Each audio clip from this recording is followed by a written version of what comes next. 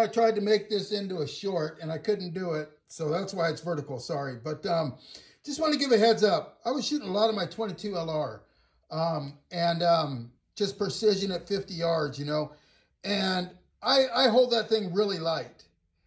And what I found today, this morning, I was holding too light and I thought it was my ammo.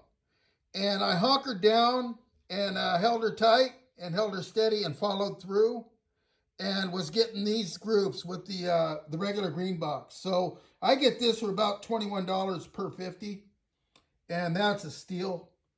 So maybe a little more, 22, definitely under 24 bucks.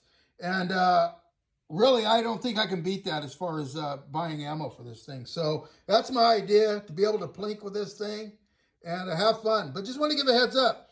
Got to really hold it tight to your shoulder. I don't do it with my 22 LR because I get to shaking and whatever. But you got to hold her steady with anything that's got a little kick to it.